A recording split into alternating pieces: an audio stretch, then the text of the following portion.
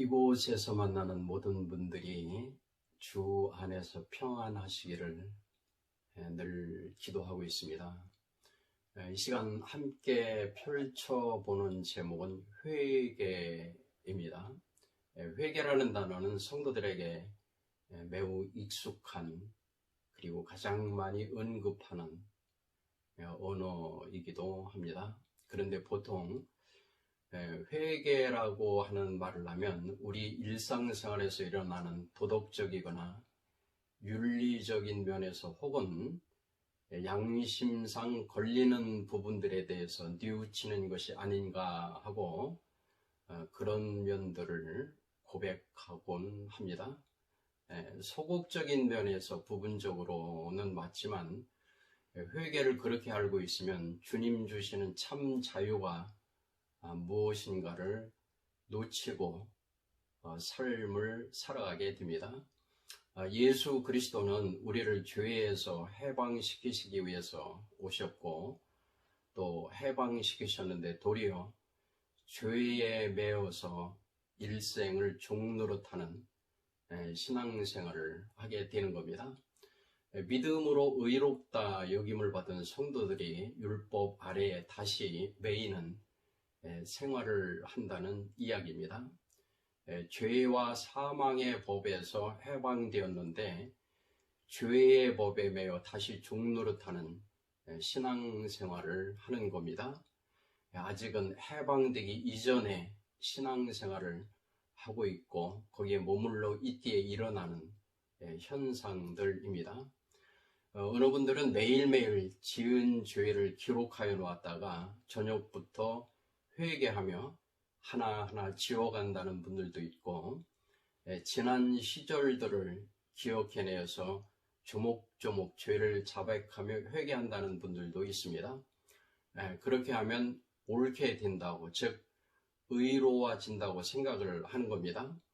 회개를 그렇게 이해하고 그런 방법으로 신앙생활을 하면 죄에서 해방되는 게 아니라 도리어 죄에 매이게 되고 자칫하면 강박관념에 사로잡힌 삶을 살 수밖에 없게 되는 안타까운 일들이 발생합니다. 그리고 착각하여서 자신은 그렇게 하여 의로운 삶을 살아간다고 하면서 그렇지 않은 자들을 정죄하는 교만을 속보이게 하기도 합니다. 예수님 시대의 바리새인들이 바로 그런 부류의 사람들이었습니다. 그 개념은 자기 기준이고 말씀과 어긋나는 부분들이 어느 부분인지도 잘 모르기 때문에 발생하는 일들입니다. 만약에 회개의 개념을 그렇게 주셨다면 성경을 통해 주시는 하나님의 그 많은 600여 가지의 일들을 매일매일 나열해 놓고 맞추어 가면서 회개하여야 할 것입니다. 보이지도 않고 알지도 못하는 가운데 지은 죄들이 있기 때문입니다. 그런 삶은 그 법에 매여서 아무것도 할 수 없는 인생을 살아야 할 것입니다. 그 많은 것 중 하나만 놓쳐도 안 되는 방법을 취하고 있는 겁니다. 하나님의 법을 모두 지켜서 의로워진다는 것은 불가능하다는 것을 누차 말씀을 하십니다.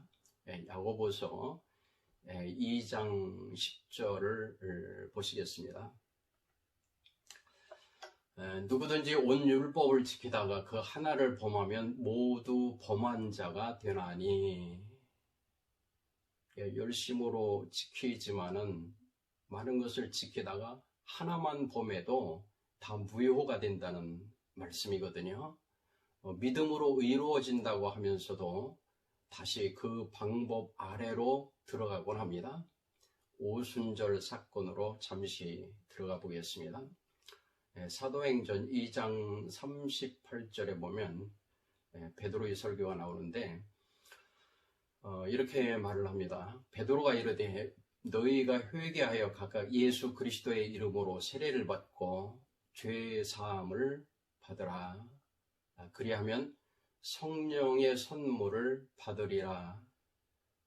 여기에 나오는 그 말씀의 회개를 그동안 지은 죄들을 조목조목 낱낱이 찾아내어 고백하는 식으로 이해를 하면 성령을 선물로 받을 사람이 없었을 겁니다. 갑작스레 일어난 사건들 속에서 그와 같은 식으로의 접근은 불가능하기 때문입니다. 더욱이 누가복음 23장 43절에 예수께서 이르시되 내가 진실로 네게 이르노니 오늘 네가 나와 함께 낙원에 있으리라 하시니라. 십자가 상에서 한편의 강도를 향해서 말씀을 하시고 있는 겁니다. 말씀하신 것 같이 한편의 강도는 상기의 방법을 따른다면 낙원과는 거리가 멀 수밖에 없습니다. 그러나 그가 큰 죄를 지었을 그 한편의 강도는 낙원에 이르게 됩니다. 회개의 의미를 죄의 고백들로 이해하고 있는 사람들이 대체적으로 주장하기를 죄를 낱낱이 고백하지 않으면 천국에 가지 못하는 것처럼 주장하기까지 합니다. 이러한 진전은 매우 위험스럽습니다. 그렇다고 죄를 지어도 괜찮다는 식으로 이해를 하면 안 됩니다. 그렇다면 궁극적으로 회개란 어떤 의미를 갖는 것이겠습니까? 회개란 원어적으로 보면 슈부입니다. 여기서 기록하고 있는 쉰은 깨뜨린다, 부순다는 뜻이고 베드는 집이란 의미를 갖습니다. 연결해서 보면 이전에 살던 집을 완전히 무너뜨리고 새로운 집을 향한다는 문자적 의미를 갖습니다. 즉 자기 자신의 이전의 행위나 지니고 있던 지식들을 다 부수고 새 사람을 입는 것을 일컫습니다. 골로새서 3장 9절로 10절은 이를 잘 풀어서 설명하는 내용이기도 합니다. 옛사람과 그 행위를 벗어버리고 새 사람을 입었으니, 회개라는 뜻의 슈브는 죄악을 단순히 버리는 것에 제한되는 것이 아니고 하나님의 약속하신 새로운 언약으로 돌아오는 것입니다. 창세기 12장 1절에 보면 여호와께서 아브라함에게 이르시되 너는 나의 고향과 친척과 아베의 집을 떠나 내가 네게 보여줄 땅으로 가라. 슈브는 옛집을 파괴하는 것으로 자신에게 적용하면 옛 사고의 자신을 파괴하고 하나님을 향하는 것입니다. 할례받지 아니한 거짓되고 부패한 마음으로는 거룩하신 하나님의 말씀을 제대로 지킬 수가 없습니다. 그렇기 때문에 지키려 하면 할수록 안 되는 자신을 발견하고 오호라 나는 곤고한 사람이로다. 이 사망의 몸에서 누가 나를 건져내랴 하는 탄식과 함께 주님을 찾게 되고 안 되는 이전 것들을 파괴하여 버리게 되는 것입니다. 세례 요한이 광야에서 외치고 있습니다. 광야의 믿음 안에서 곤고해 있는 사람들을 향해서 외치는 것입니다. 광야의 믿음이란 아직도 율법 아래에 있는 믿음을 말합니다. 율법 아래에 있다는 것은 율법을 지켜서 의로워진다는 그 사고를 갖고 있는 것을 일컫습니다. 즉 율법의 그 의미를 깨닫기 전이고 내가 중심이 되는, 다시 말하면 내가 살았더니 신앙입니다. 세상에 속한 어린 시절을 말하고 있습니다. 그래서 아들의 신분으로 태어났지만 아직은 종노릇을 합니다. 갈라디아서 4장 1절은 이에 대해서 잘 설명해 주고 계십니다. 내가 또 말하노니 유업을 이을 자가 모든 것의 주인이나 어렸을 동안에는 종과 다름이 없어서 종노릇을 하니 하나님의 영으로 인도함을 받는 게 아닌 시절입니다. 아들의 역할은 하나님의 영으로 인도함을 받을 때에 가능해지게 됩니다. 로마서 8장 14절입니다. 무릇 하나님의 영으로 인도함을 받는 사람은 곧 하나님의 아들이라. 여기에 대해서 종노릇하는 시절에는 이 말씀이 적용이 되지를 않습니다. 이때는 하나님의 영으로 인도함을 받는 게 아니라 내 생각을 따라서 살아갑니다.